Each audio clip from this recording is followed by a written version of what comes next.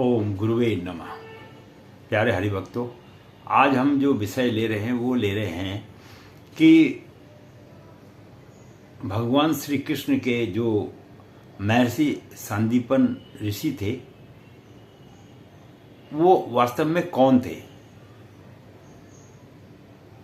जो कि उन्होंने भगवान श्री कृष्ण को शिक्षा दी। तो इस विषय में थोड़ा सा हम आपके सम्मुख इस वीडियो के माध्यम से बतलाएंगे। तो महर्षि सांदीपन एक महान ऋषि माने गए हैं और इनको भी कश्यप ऋषि का ही वंशज माना गया है। और इनकी जो पत्नी थी उसका नाम था सुमुखी देवी। और इनका एक बेटा भी था इस ऋषि का, जिसका नाम था पुनर्दत्त। इसकी कथा आपने पहले सुनी होगी कृष्ण के टाइम पे। और इस प्रकार से जब महर्षि संदीपन जी ने विद्या का आरंभ किया पढ़ाने का, तो उन्होंने भगवान श्री कृष्ण, बलदेव जी, दाऊ भैया जिनको बोला जाता है, सुदामा जी और अपने बेटे पुनर्दत्त को भी साथ ही साथ शिक्षा दी थी। लेकिन किसी कारणवश कहो या किसी घटना के कारण पुनर्दत्त का जो है एक बार एक शंखासुर नामक असुर था, जब वह समुद्र में गए तो उन्होंने उस राक्षस ने उनको निगल लिया और निगल के खा गया। और वो जो राक्षस था वो कभी कभी समुद्र से बाहर आया करता था। वह राक्षस समुद्र के अंदर ही रहता था। तो एक पंचजन नाम का शंख होता था, जिसकी ध्वनि बड़ी ऊंची और विचित्र होती है। यानी जब कभी भी युद्ध वगैरह होता था तो उस ध्वनि का भगवान श्री कृष्ण ध्वनि करके तब युद्ध का आरंभ करते थे। तो महाभारत के युद्ध में भी यह शंख बजाया गया था, क्योंकि जब इस राक्षस का भगवान ने जब अंत कर दिया तो जिस शंख के अंदर में वो रहता था वो एक अच्छा विशाल शंख था, तो उसको लेके श्री कृष्ण भगवान ले आए। और उसमें 5 पंचजन मतलब 5 तरह के उसमें आकार बना होता था। तो उसे पंचजन यानी कई बार आपने शंख देखा, उसमें उंगली टाइप की इस टाइप की जो है एक साइड को 5 भाग निकले हुए होते हैं। तो उस शंख को जो है पंचजन शंख कहा जाता था। अब ये तो हमने आपको बताई कि श्री कृष्ण और दाऊ भैया और आपके सुदामा कृष्ण के मित्र के बारे में। अब जब आपने भी कक्षा में विद्यार्थियों के साथ अध्ययन किया होगा, हमने भी किया, आपने भी किया और भी कर रहे हैं, लेकिन सभी विद्यार्थी एक समान एक रूप से एक जैसे नहीं बन पाते हैं।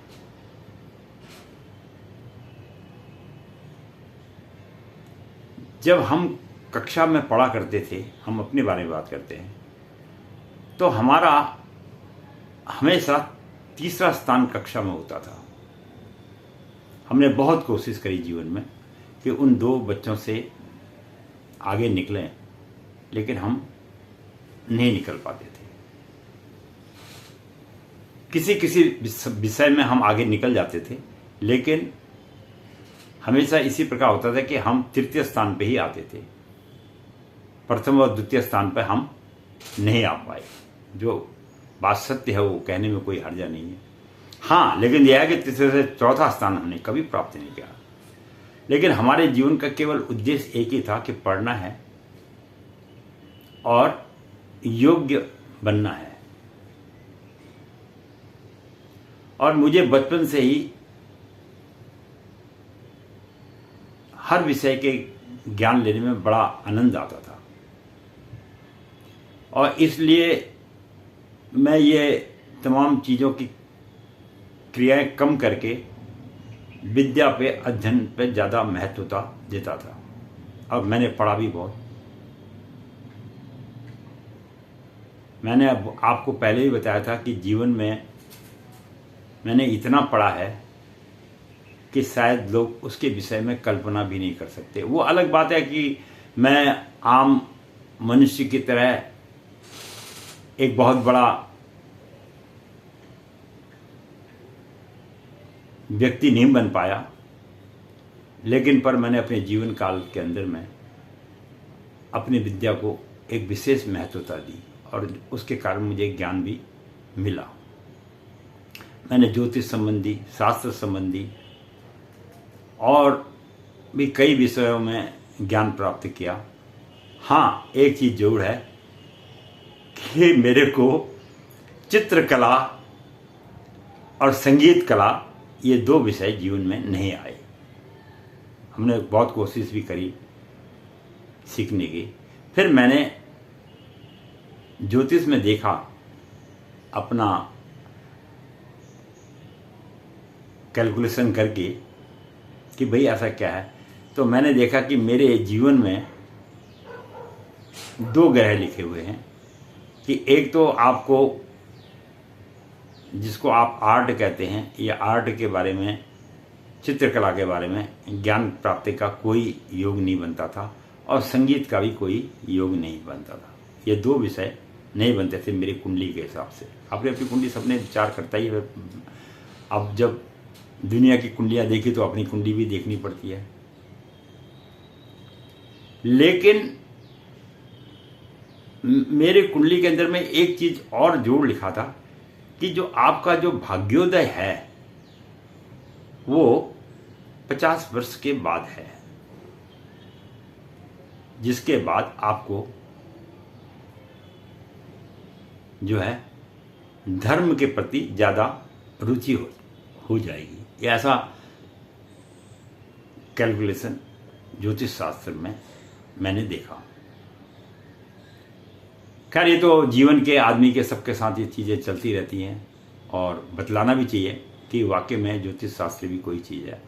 अब हम जो बात कर रहे थे, ऋषि सांदीपन जो महर्षि थे, उन्होंने जब भगवान श्री कृष्ण को शिक्षाएं दी तो महर्षि संदीपन जी को 64 कलाओं का ज्ञान था। 64। अब इसके अंदर में जैसे मेन मुख्य है, जैसे गीत है, नृत्य है, अभिनय है और चित्रकारी है। मैंने जैसे बोला था आपको, अनेक प्रकार के वस्त्र आभूषणों का किस प्रकार बनाना चाहिए, और इंद्रजाल के विषय में ज्ञान, माया रूपी छल कपट वाला, रत्नों का ज्ञान, ज्योतिष संबंधी ज्ञान, धर्मशास्त्र संबंधी ज्ञान, काम शास्त्र, काम भी एक शास्त्र है, इसको भी आप शास्त्र ही समझिए।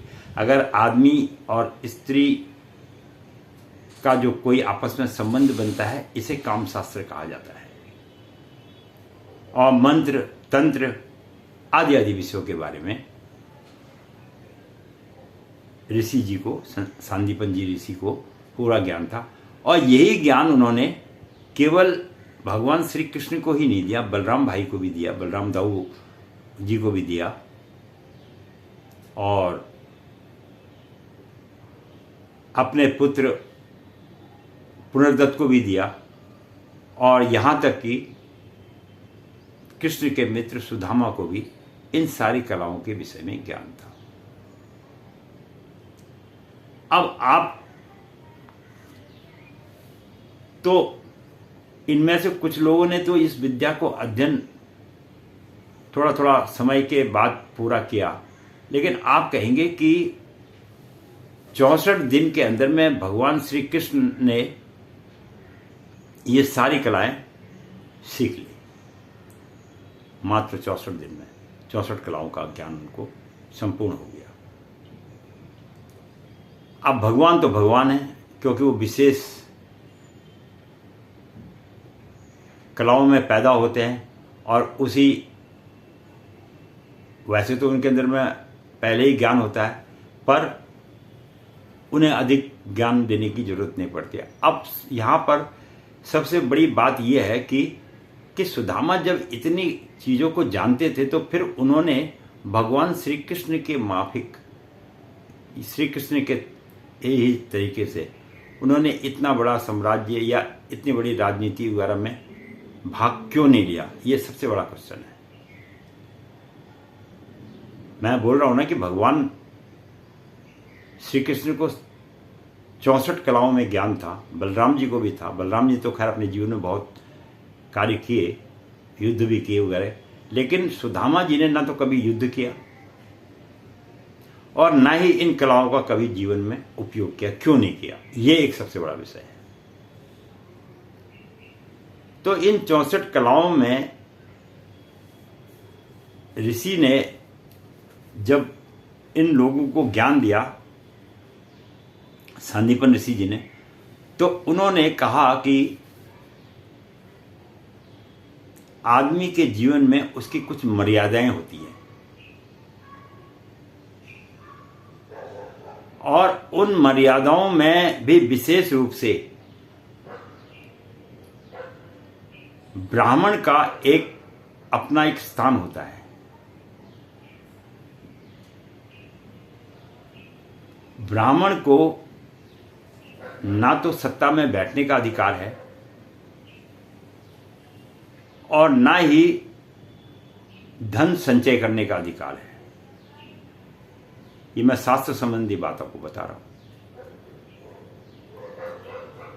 और ना ही वह युद्ध आदि में भाग लेने का अधिकार है। तो उन्होंने उसमें बताया था कि ब्राह्मण को केवल राजा को यह ज्ञान देना चाहिए कि किस प्रकार से राज्य की व्यवस्था चलती रहे, उसमें किसी प्रकार का कोई कष्ट नहीं होना चाहिए, यानी समाज को, देश को, जो भी है, कष्ट नहीं होना चाहिए। इन सब विषयों का ज्ञान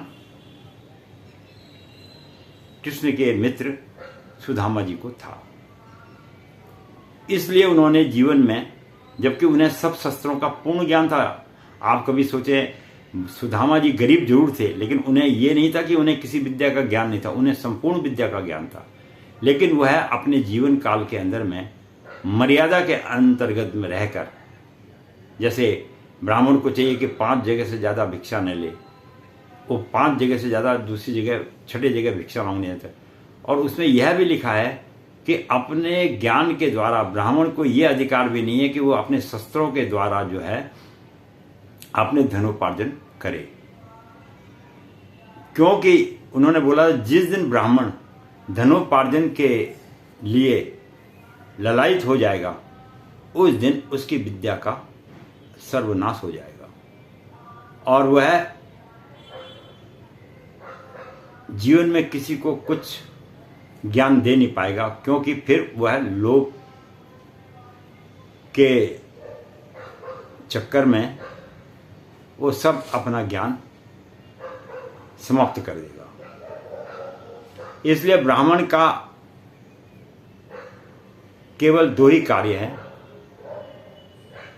मन में संतोष रखना, परोपकार करना तथा लोगों का किस प्रकार भला हो सके, इस विषय में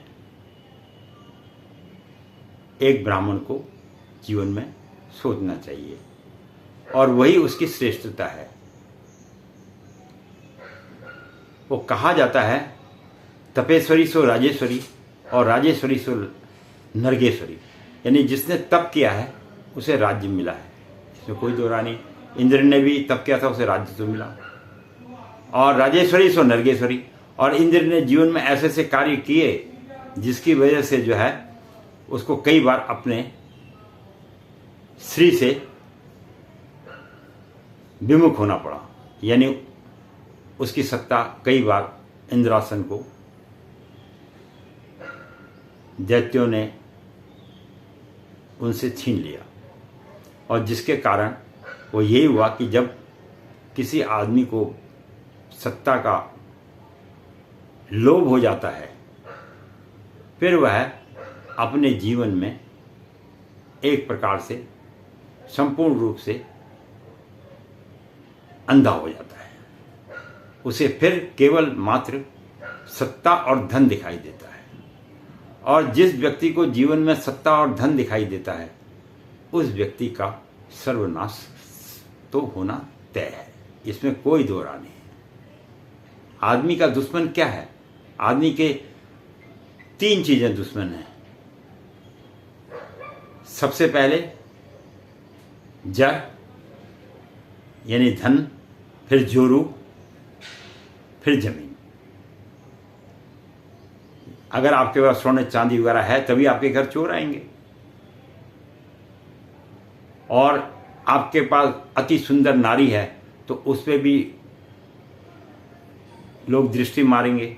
और आपने इस बात को देखा ही है कि भानुमति दुर्योधन को भागी और वो उसका हरण करके ले आया स्वयंवर से। इसी प्रकार माता सीता का हरण हुआ सुंदरता के कारण। इसी प्रकार जो है कई राक्षसों ने जो है सुंदरता के कारण जो है अपहरण किया। तो इन सब के कारण जो है सुंदरता है। और गांव में आज भी कई लोगों के मैं देखता हूं कि वह जो है जमीन के एक छोटे से टुकड़े के लिए भी आपस में लड़ मड़ पड़ते हैं। और जिसका नतीजा ये होता है कि उन्हें कष्ट उठाना पड़ता है। तो ये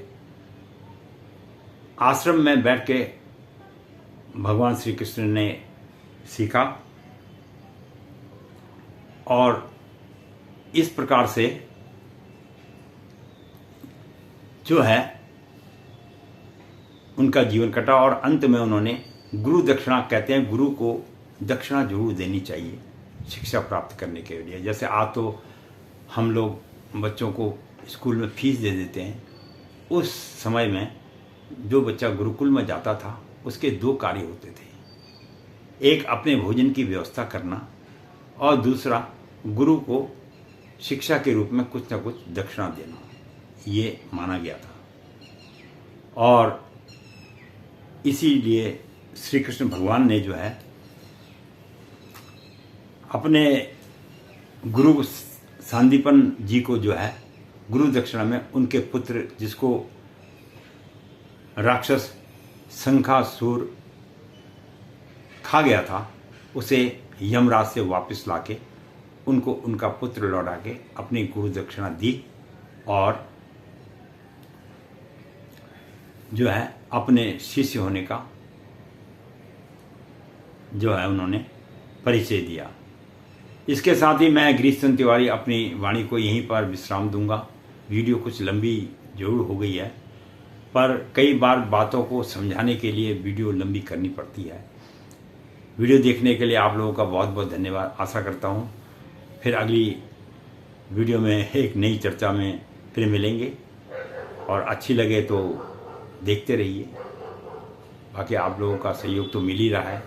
बहुत सुंदर सुंदर मित्र हमें मिल रहे हैं इस YouTube के माध्यम से, जो अपना हौसला जाहिर कर रहे हैं। इसके लिए उन सभी लाइक करने वालों को और सब्सक्राइब करने वालों को मैं बहुत बहुत धन्यवाद देता हूँ।